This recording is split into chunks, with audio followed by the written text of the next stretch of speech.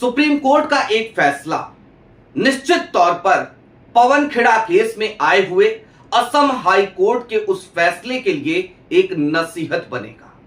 और यह फैसला जस्टिस उज्जवल भुइयां की बेंच से आया।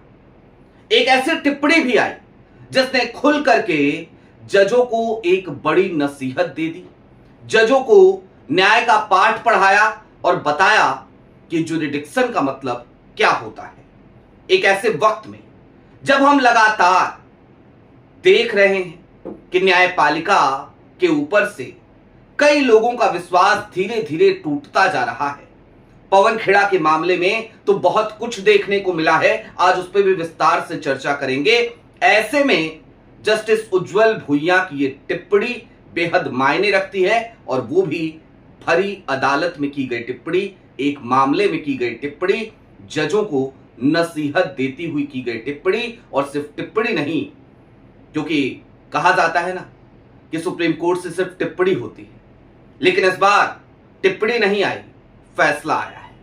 नमस्कार, मैं स्वप्निल और आप मुद्दा देख रहे हैं। दोस्तों, आगे बढ़ें उससे पहले वही छोटी सी अपील। मुद्दा इन दिनों एक गंभीर आर्थिक संकट से जूझ रहा है।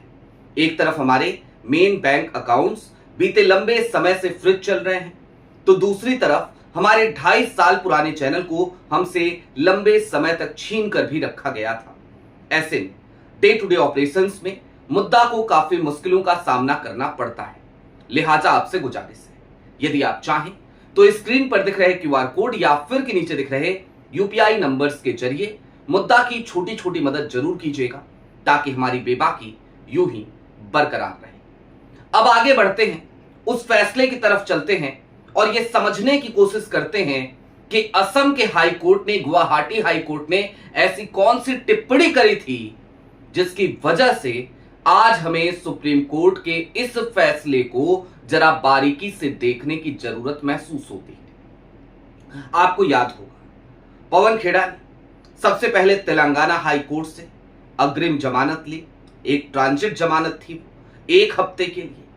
तेलंगाना हाई कोर्ट ने भी सीधे तौर पे कहा था कि आप जाइए निचली अदालत में या संबंधित अदालत में और वहां पर जाकर के आप अग्रिम जमानत के लिए अप्लाई कीजिए, तब तक के लिए हम आपको 1 हफ्ते की मोहलत दे रहे हैं। 1 हफ्ते तक आपकी गिरफ्तारी नहीं होगी। लेकिन तेलंगाना हाई कोर्ट के उस फैसले को चैलेंज कर दिया असम पुलिस ने सुप्रीम कोर्ट में, और सुप्रीम कोर्ट में जैसे ही चैलेंज किया, हम सबको जो उम्मीद थी वही हुआ। तेलंगाना हाई कोर्ट के फैसले पर रोक लगा दी गई। उसके बाद पवन खेड़ा गुवाहाटी हाई कोर्ट भी पहुंचे, और गुवाहाटी हाई कोर्ट में जब पहुंचे तो पहले दिन तो ऐसा लगा जैसे जस्टिस सैकिया वो भड़क गए असम पुलिस पर, लेकिन उसके बाद उन्होंने फैसले को सुरक्षित रख लिया। और जब फैसला सुनाया तो जो टिप्पणियां उन्होंने करी थी और जो फैसला आया, दोनों में दिन और रात जैसा अंतर था, जमीन और आसमान सा अंतर था। क्या कहा था उन्होंने, याद है आपको? उन्होंने कहा था कि पवन खेड़ा ने अगर हिमंता बिस्वा शर्मा को लेकर कोई टिप्पणी की होती तो कोई दिक्कत की बात नहीं थी, लेकिन उन्होंने एक निर्दोष महिला को राजनीतिक अखाड़े में खींचने का, घसीटने का काम किया है, उनको बदनाम करने का काम किया है। लिहाजा पवन खेड़ा को हिरासत में लेकर पूछताछ करने की जरूरत है। सैकिया साहब, पवन खेड़ा को हिरासत में लेकर पूछताछ करने की जरूरत है, ये कहने की आवश्यकता क्या आन पड़ी थी असम के हाई कोर्ट को, गुवाहाटी हाई कोर्ट को, आपको? यह सवाल मेरे मन में भी पनप रहा था। लेकिन आज मैं आपको सबसे पहले एक खबर आपकी स्क्रीन पर दिखाना चाहता हूं। जस्टिस उज्जवल भुइयां और जस्टिस जेबी पादरीवाला की बेंच थी, एक मामले की सुनवाई कर रही थी। यह मामला पवन खेड़ा वाला मामला नहीं था, असम का मामला नहीं था, यह मामला झारखंड का मामला था, झारखंड की अदालत का मामला था। और झारखंड की अदालत को उज्जवल भुइयां ने आज फैसला सुनाते हुए, आज माफ कीजिएगा मैं कह रहा हूं, कल की तारीख का यह फैसला है, फैसला सुनाते हुए सीधे तौर पे जो बात टिप्पणी करी, जो बातें कही, वो बेहद मायने रखती हैं। उन्होंने सीधे तौर पे कहा कि अगर आपको अग्रिम जमानत रिजेक्ट करनी है तो कर दीजिए, अग्रिम जमानत नहीं देनी है मत दीजिए, लेकिन आप ये नहीं कह सकते कि आरोपी को जाकर के सरेंडर कर देना चाहिए या उस आरोपी को हिरासत में ले लिया जाना चाहिए। यह कहना आपकी जुरिडिक्शन में नहीं आता, लिहाजा आप ये बातें नहीं कर सकते।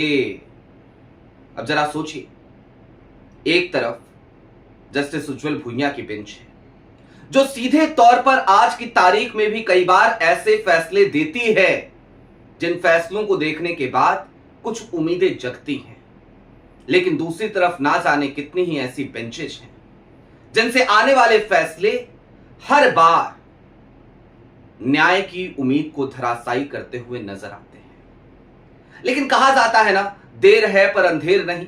तो चलिए जरा कुछ फैसले और हम देख लेते हैं हालिया दिनों के, और फिर यह भी समझते हैं कि क्या न्यायपालिका वाकई में आज एक दबाव में काम कर रही है।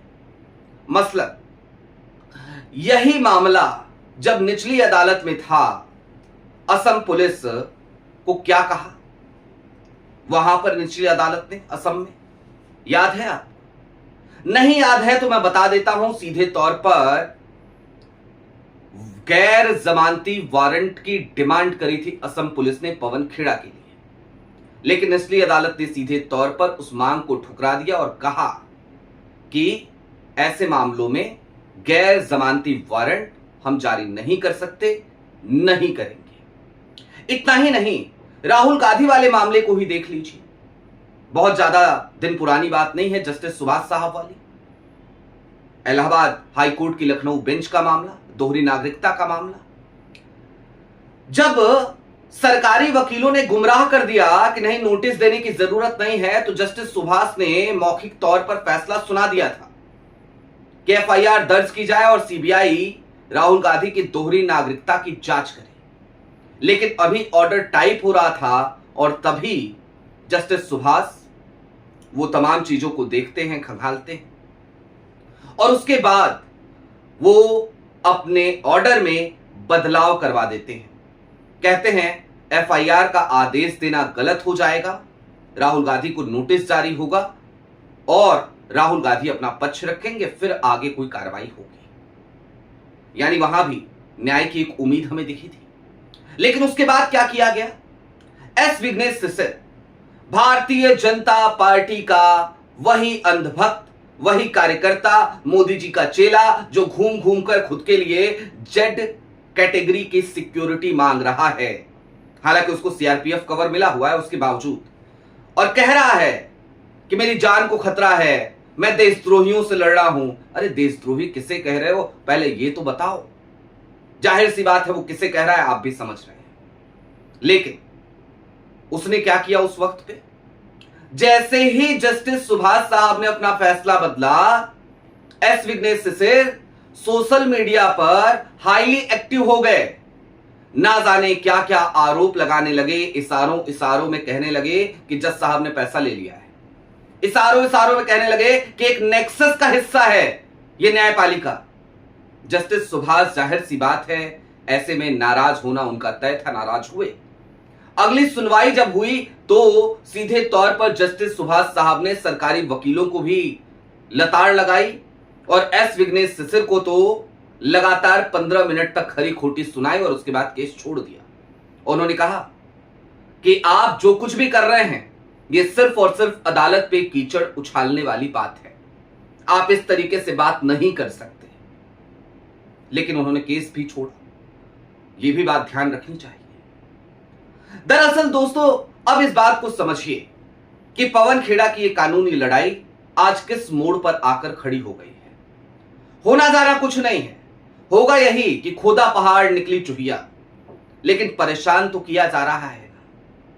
क्या हम इस बात को भूल सकते हैं कि यह पवन खेड़ा वही पवन खेड़ा है जिन्होंने माधवी पुरी बुच को लेकर के ना जाने कितने खुलासे किए? क्या हम इस बात को भूल सकते हैं कि महाराष्ट्र की सरकार के ना जाने कितने ही भ्रष्टाचार की पोल पट्टी पवन खेड़ा ने ही खोली? क्या हम ये भूल सकते हैं कि इलेक्टोरल बॉन्ड को लेकर के पवन खेड़ा ने ना जाने कितने ही खुलासे किए? एक अच्छी रिसर्च करते हैं पवन खेड़ा। अगर उनके पास कुछ डॉक्यूमेंट्स आए तो उन्होंने आरोप नहीं लगाए थे, आरोप तो लगाए थे लेकिन उन्होंने ये नहीं कहा था कि मैं जो कुछ भी कह रहा हूं वो सब कुछ 100% सही है। बल्कि पवन खेड़ा यह कहते हुए नजर आए थे कि इसकी जांच होनी चाहिए और इसकी जांच केंद्र सरकार करे, लेकिन जांच तो हुई नहीं। तो फिर भला असम के हाई कोर्ट ने कैसे यह डिसाइड कर लिया कि पवन खेड़ा ने एक निर्दोष महिला पर आरोप लगाए हैं? क्या यह बात आपको हैरान परेशान नहीं करती? कम से कम मुझे तो यह बात बिल्कुल हैरान और परेशान करती है। मैं तो यह सोचने पर बार बार विवश हो जाता हूं कि आखिरकार जस्टिस सैकिया साहब इतने कॉन्फिडेंस में कैसे थे? क्यों उन्होंने यह बात बोली? यह नरगल टिप्पणी उन्होंने क्यों करी? अब मामला सुप्रीम कोर्ट पहुंच रहा है।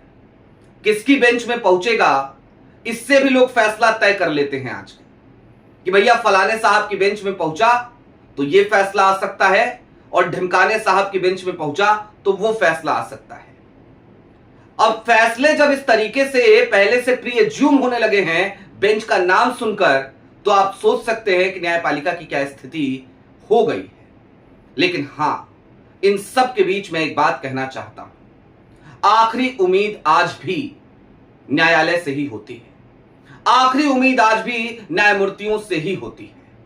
पवन खेड़ा पे जो आरोप इस वक्त पे लगाए जा रहे हैं कि वो गायब हैं, वो फरार हैं, वो मिल नहीं रहे, जाहिर सी बात है, ये भी एक सवाल है कि कहां है पवन खेड़ा। लेकिन कई बार क्या होता है कि अगर कोई खामोश है तो उसकी खामोशी उसकी कमजोरी नहीं होती। कई बार खामोशी किसी नए तूफान के आने का संकेत होती है, इंडिकेशन होती है। तो कहीं ऐसा तो नहीं कि पवन खेड़ा जब तक खामोश है तभी तक सब कुछ मंगल मंगल है, पवन खेड़ा अचानक से अवतरित हों, और जब अवतरित होंगे तो एक नए भानुमति के पिटारे के साथ अवतरित होंगे, और उसके बाद से लेने के देने और पड़ जाएंगे। या फिर कि पवन खेड़ा 4 मई की तारीख का इंतजार तो नहीं कर रहे। इस इनपुट के साथ कि असम में सरकार कांग्रेस की आ सकती है। सोचने वाली बातें बहुत सारी हैं, कॉन्स्पिरेसी थ्योरीज भी बहुत सारी गढ़ी जा रही हैं, लेकिन इन सब के बीच चिंता करने की बात भी है न्यायपालिका की वर्तमान व्यवस्थाओं पर, और उम्मीद की उस किरण को थाम कर रखने की भी जरूरत है जो जस्टिस भुइयां जैसे लोगों की बेंच से आते हुए किसी फैसले में हमें नजर आती है। आपकी क्या राय है वो हमें कमेंट बॉक्स में जरूर बताइएगा। अभी के लिए दीजिए इजाजत।